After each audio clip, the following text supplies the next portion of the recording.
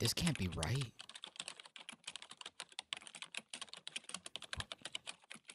What is that? What is going on?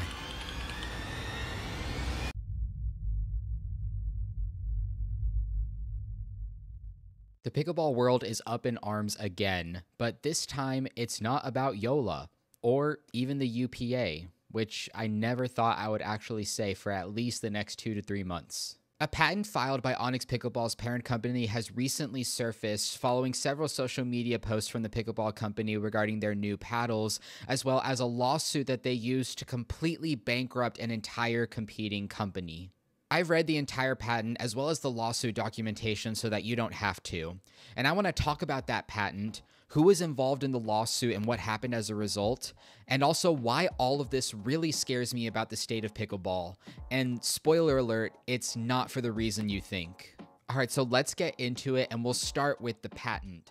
So we can see here that US Patent 11597-169 was filed all the way back in March of 2023, so over a year ago, by company Indian Industries Incorporated, also known as the parent company of Onix Pickleball.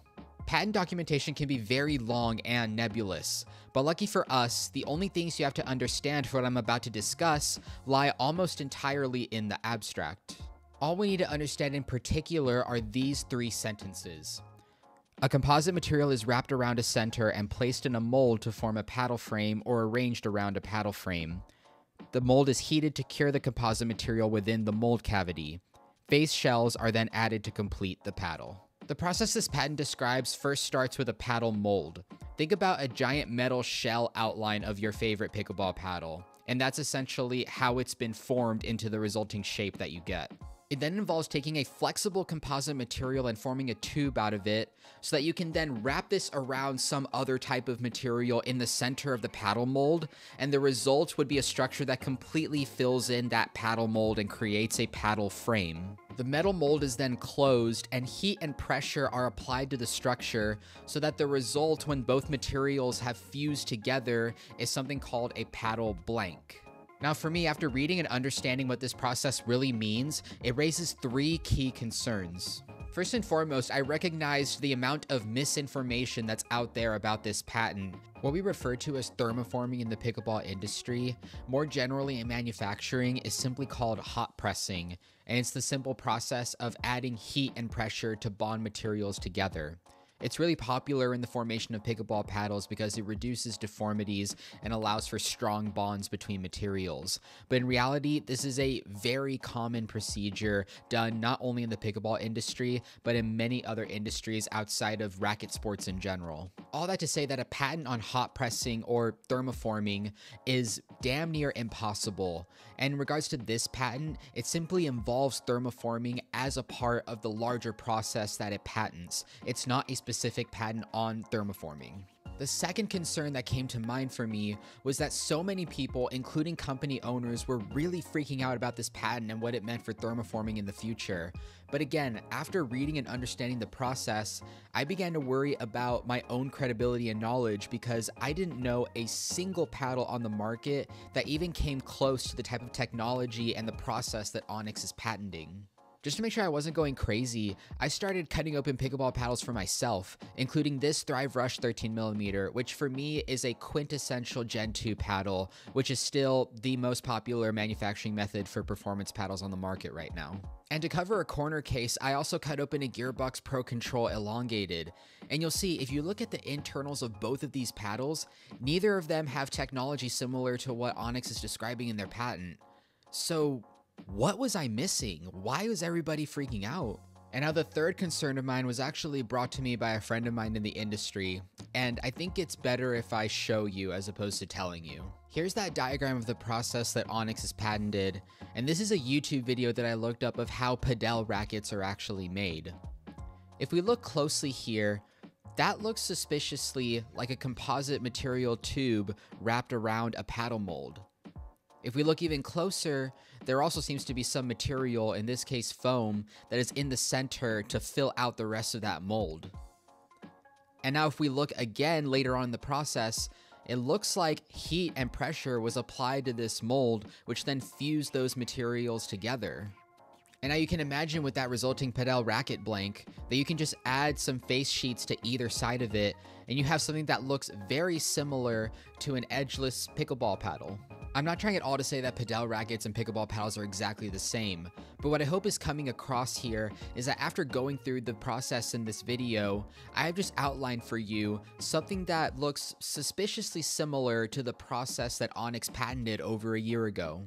Heck, you replace that PADEL mold with a pickleball paddle mold, and you do have that exact process in the patent. The only further details stipulated much later on in the patent documentation is that the center material can be either foam or an air bladder, and that it also covers adding extra composite material to reinforce different parts of the tube. And to make matters worse, this is exactly how PADEL rackets have been made for more than 3 decades. And so that's the real punchline there.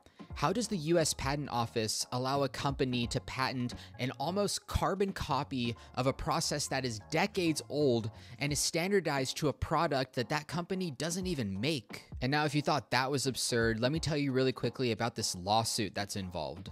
Enter Pickle. Not PIKKL as in sponsors of current pickleball stars Hurricane Tyra Black and Gabe Tardio, but PCKL Pickle, a small to medium-sized company by pickleball standards, and the makers of the Pickle Pro 13 and 16mm flagship models. Now, the reason why they're important is because the only reason we know about this patent filed by Onix is because back in July, they actually filed a lawsuit against Pickle, claiming that they were infracting this patent with the technology in their Pickle Pro models.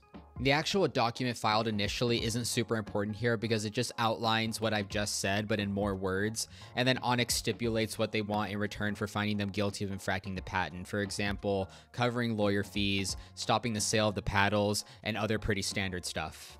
And don't worry, it gets worse.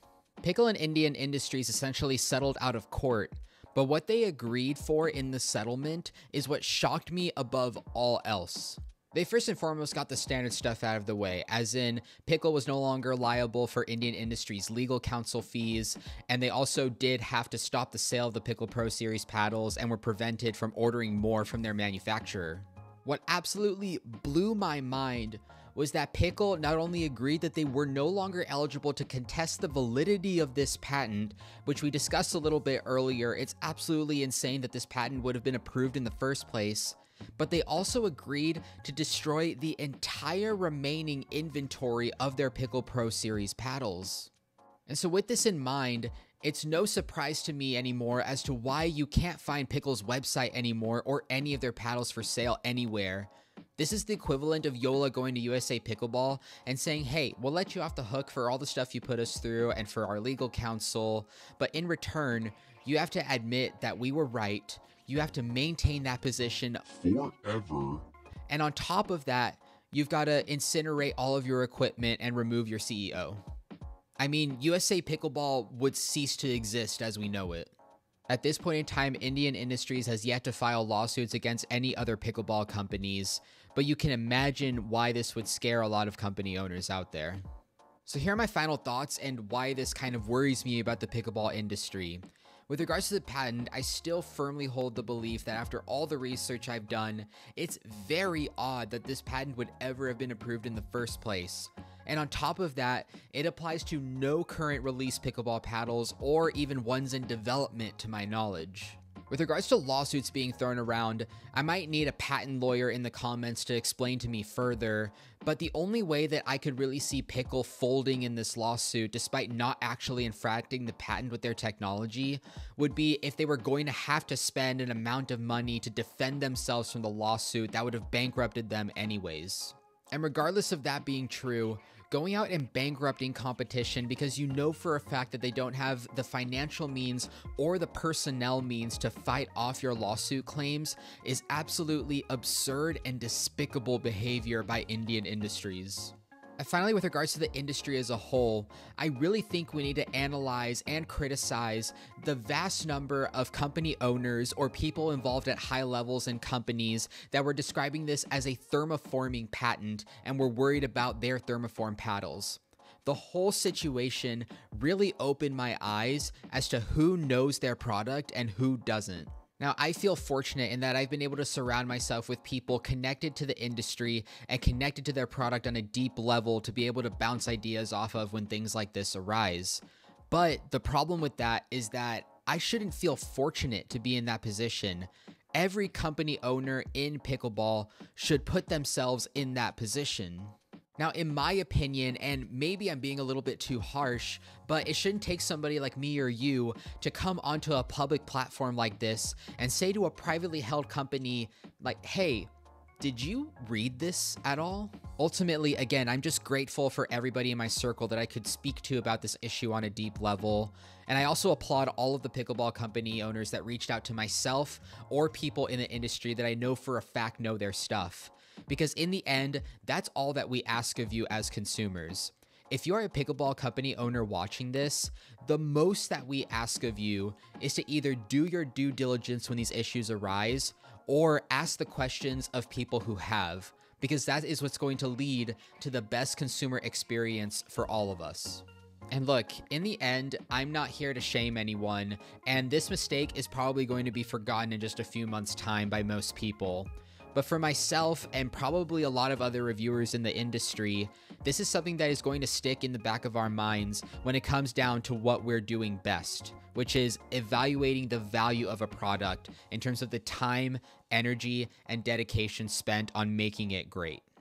I feel like I just gave a lecture to a classroom of bad kids, and I don't even have kids. All right, if you made it here to the end of the video, thank you so much as usual for watching and for your support. Remember to like and subscribe for some more videos like this, and ideally for some more paddle reviews, because those are my favorite to do, and I'm getting a little tired of all this drama. Okay, everybody stay happy and healthy on the courts. Until the next one, peace.